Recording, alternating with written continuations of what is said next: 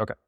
So hello, everyone. I'm James, and today I'm going to talk a little bit about DNS. So what is DNS? Just to level set everyone, it's domain name system, the domain name system, and it's what turns a human readable domain like the one for the wiki into an IP address.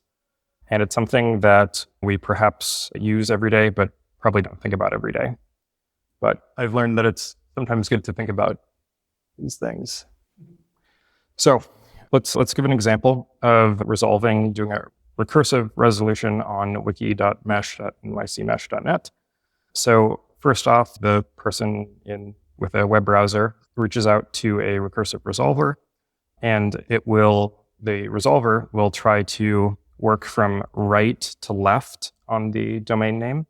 So it'll first try to figure out where is .net. It'll ask that to the root name servers, which don't actually know anything about the wiki. So it doesn't know anything about the far left, but it knows a lot about where .net is. And it takes that back and it decides to talk to one of the multiple GTLD servers for .net. And it'll ask, hey, where is wiki, and so on. And that will point it to name.com, their DNS service for that section of the domain. And then again, it'll reach out to SN1, which hosts the mesh.nycmesh.net domain. And then it'll reach out one more time to SN1 to figure out that wiki.mesh.nycmesh.net is in fact 18.213.129.204. So I suppose that all happens a lot faster than I can explain it, but it's something that happens a large number of times every single day. And one of the other key takeaways here is that the top two of those things, those are totally not mesh things. They're just internet in general things. But number 3 and number 4, number 3 is with a registrar that NYC Mesh pays money to. And number 4 is 100% mesh. That's a server that is, I think it's a VM that's close to, if not, realistically, it's in the SN1 realm, let's say. But yeah, so that's DNS resolution for the wiki. And so as I was trying to say, there's multiple levels to this. NYC Mesh, I did do some digging around and searching around to figure out how and where that's actually managed. And basically what I think I've figured out is that it's hosted and managed in the user interface of name.com. I actually registered a cheapo domain to see what that looked like and I'll show you guys later. But then there's also the level down from that, which is the bottom of the last slide. And that's managed in this Git repository, which is called NYC Mesh-DNS. And just to be super clear, that's not something I created. It's been there for a lot longer than I've even been living in the state. I just think that it's really awesome. And naturally, if I think something is really great, I think that we should maybe have more of it. And maybe we should do more things like this. So the reasons that I think it's great are that it's really transparent. So every single person here and every single person on the internet, if they so choose, they can go check out what the zone file is for mesh.nycmesh.net. I think that's good. And I think that fits really well for my understanding of this organization as well. And I think there are some other good benefits that come with this existing thing being in Git. And then also people can submit changes if they so choose. So if you need another DNS entry for some reason, you can just make a request to have one added. You can submit your change. It's a whole open source thing. I think that's great. There are also built-in approvals. So that I think there was a thing a while ago where someone tried to make a bunch of changes and it didn't go anywhere. So changes can be approved, but they can also be rejected, which at times needs to happen. And ultimately, we have a really good record of who changed what when, which tends to be useful, as I think, especially in super flat organizations. Yeah. Also, we're in the 2020s and nobody has to, with the way it's set up right now, nobody has to go SSH into some server and change the zone file and then restart the daemon. It just happens automatically because like we probably wouldn't want something that would require like a bunch of like manual effort to go roll out updates and so on. So those are the two big reasons that like I think that this NYC Mesh DNS repository and solution process, whatever you really want to call it, that's why I think it's great. And also a shout out to Zach. If I'm reading the Git history of who changed what when correctly, I think that Zach started this 6 years ago. So shout out to him. Yeah. So as I was maybe alluding to before, great things, I want more of great things. So when I was looking into like how DNS worked, I found that you need to look into it. Like there isn't like a ton of transparency. So I wanted to find a way to manage the name.com DNS like in the same kind of repository. And so the way that I found to do that is using the name.com Terraform provider. That's some open source software that's written, I think, by this guy from the country of Georgia, who made this available to all of us to use, which I think is great. And that I will go on to show that this could allow us to store all of the existing and future configuration for like all of DNS, not just a section of the DNS, in the same Git repository and automatically deploy it and have all of these benefits that I was describing. Oh yeah, and changes via pull requests. Yeah. So just to show you visually what this looks like. Also, I was going to live demo this, but I don't think I'm going to be able to do that right now. So hopefully look closely here. So currently name.com DNS management is on the, or you can't see that, on the left here. If you want to add a new record, you do so and you hopefully get it right. I guess, I don't know who actually does it, but it gets done, so that's good. And like what I'm proposing is having this be done via pull requests in GitHub. And yeah, that's what this looks like in Terraform. If you can see it, maybe trust me, it hopefully makes sense. And now what happens when you submit a pull request? So the thing on the left here, this is Terraform telling us what it's going to do if you merge that pull request. Basically what it's saying is, I'm not going to mess with the existing stuff. I'm only going to add this one new record that you asked me to add. And so this kind of gives reviewers like a way to look at this and see, yeah, this is what the person meant to do. This is good. And then when it actually gets merged and approved and does the thing, here it is. It's showing you that it's doing what it said it's doing. It's not messing with the existing stuff, and it's just adding the new records. And if you look really closely, better eyes than me, you'll see that it successfully created the record. And both of these steps happen in like under a minute in both cases. It's like pretty quick, works pretty well. I really don't know if I can successfully demo the things that I want to show with the setup, which is totally my fault. But trust me, it works very well. I can show you a previous one. So this is like a sample repository I made for the jamesouten.life domain. And I can maybe show you, I think this is going to be records. One of the big pieces here is that with anything, there's like existing configuration. So I wrote a little bit of Python that's over in here somewhere, trust me, that generated this based on what's actually in name.com. And you can see there's a pattern to these record names.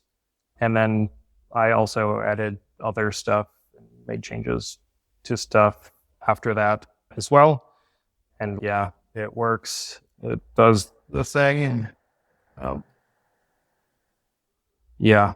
And this is maybe pull request actions. Let's see. Okay. This is one that there might be a slide of this, like it automatically comments on this saying it all worked. And the change, what it actually looks like is on this domain name, can't even really see this. Add this host name with this record type and point it to wiki.nyc. Mesh.net. So yeah, relatively easy to add new stuff, do things.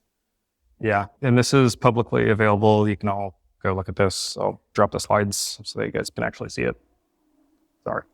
Sorry, it's not as viewable right now. But so next steps here, if this sounds like an okay thing to do and people think that there's consensus about this is not horrible, like maybe we could do this. And rollout, what it would look like is adding, the proper credentials to the GitHub repository. There's that Python script I wrote to transfer the state so that Terraform knows about it. And then I actually also opened a merge request in the actual DNS repository to do this. But yeah, and we could merge that, and then we can maybe start using it for all kinds of changes. And one of those changes would happen to be like making this bottom one, not just one server. One of the requirements for making this more than one record is adding a record. And so I would also be totally fine with going through this process, testing out this process, using this process to also add another DNS server, so that would hopefully make a DNS outage less likely, while also making all of that way more transparent, in my opinion. So yeah, that's all I got. I guess if you have any feedback on this or suggestions, feel free to let me know now or later. If you have any concerns or whatever. Yeah. I am curious, any feedback, questions?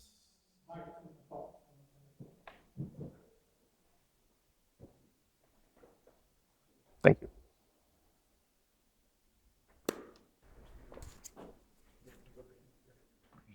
Hello. Yeah, so I think this is a great idea because I think that the current setup for the mesh zone is great. It's very easy to just make a PR and all that stuff. It is so cool that we are considering adding NYCmesh.net to that. That's huge. I think it'll make it a lot easier to set up sort of more top level projects and stuff. I know that I've tried to have NYCmesh.net stuff added before when I was like a noob here. It was like really confusing to be like, hey, who do I have to talk to make this happen? But now it's like, okay, cool. I can just open a PR here. So that's very nice. I guess I'm curious, like, why exactly did you choose Terraform and not something else?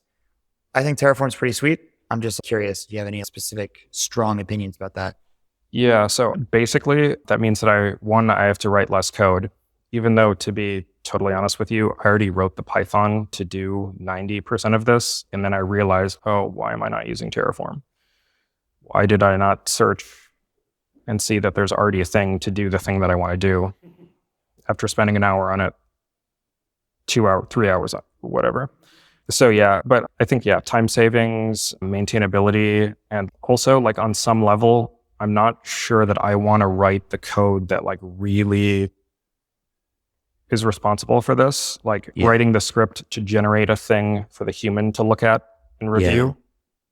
Yeah, but writing the code that could accidentally break DNS, no way. I do not want to do that. So that's why. Okay, makes sense. Don't reinvent the wheel. Mine's pretty quick, and I'll pass this to Piotr. This is the first time that I've heard of the name.com thing. It makes sense to me now that we have something that is doing DNS for our nycmesh.net domain. Do you have a list of what's running on that? Because I don't. So I'm going to post the slides to this later. And as some of you may know, I have been looking into that kind of thing separately, found some interesting stuff. But in the appendix, I would encourage you to take a look at DNS Dumpster. It's a funny name, but that is one way to try to learn about that. Honestly, it's what I used to do a lot of this figuring out of what is going on. So yeah, check out DNS Dumpster. That'll do a DNS search and be like, these are all the things that are on this domain. It won't tell you absolutely everything, but it'll tell you enough things that you can figure it out. Yeah. Sweet. Okay, I've got a couple of questions. Part of your setup, would it include adding A records for all of the existing omnis? or that's something that you don't want to do? Did you program this in your script? So you're talking about RDNS for all like, the Within entire mesh IP block. domains, that mesh, so to have an So actual domain name for all the omnis on the network. if you want to do, you'd end up having to need to add a lot of DNS entries, right? And you'd probably want to do it in a structured way. If you manage it in Terraform, I think it would be significantly easier to do that using loops as opposed to having to do, I don't know if I showed it here, but if you have to go and click and add, it's never going to happen. Or at least for me, I would never do that. Just that'd be horrible. And even if I tried, I would mess up a handful of them. All right. So Let's like, say that's I think that I think if you wanted a system to do that, this could possibly be the thing that you were looking for. Though to be clear, I'm not committing to doing that on day one. But if you want to work on it together, we could talk about that. But I have a follow-up question on this one. Okay, let's say that's not going to happen. So how are you going to prevent spoofing that name but someone else? Yeah, so I think that's like unauthorized access to like the credentials that would be used to roll this out and stuff. If I can break into name.com, then I could do bad stuff with DNS. So like right now, I'm not aware of any kind of transparency aside from like DNS dumpster for like actually having accountability checks and balances on what records exist. So right now, I don't know how to answer that. But perhaps if we had a system like this where the records that are approved, all agreed on, if we have that in structured format, perhaps we could enhance this to every day, every week, go check, does the actual configuration match the configuration that we expect? If yes, great. If no, send a message in Slack or let us know. So again, that's not a thing that I am currently committing to doing, but also if you want to do that, I would also be interested in working with you. And I think that this kind of a system would make that a lot easier. So yeah, if you want to do that, let's do it. Fair enough. And last one, would your system allow adding NS record? Yes. Meaning something that I'm committing to this name and whatever is follow that name and manage this by myself by adding NS record.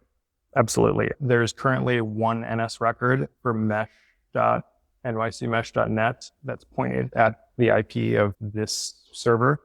And so, yeah, you can, if this happens, we'll see that record exists in the Terraform. We'll be able to see that it exists. If we want to add another one, we can do that. We have to have a server to point it to. And we have to do that work. But yeah, if you want to do more zones, if you want to do other stuff, client, what is it? IPv4.nycmesh.net. That's a thing you can do. Thank you. And it would just be like more transparent if it's in text. I'm not saying that I know what these things are, but can't you use stuff like DNSSEC and RPGAI and ROAs? Whoa. Yeah, dude. Hey, we should talk later because, hey, it turns out if you want to reliably roll out DNSSEC, which is a thing that I think wouldn't be bad, right? You'd probably first want to start with a centrally managed thing that can be transparent and be maintainable. Like that you want to manage DNS in a way like that. So yeah, and if you want to do DNSSEC, let's talk later because that would be really cool.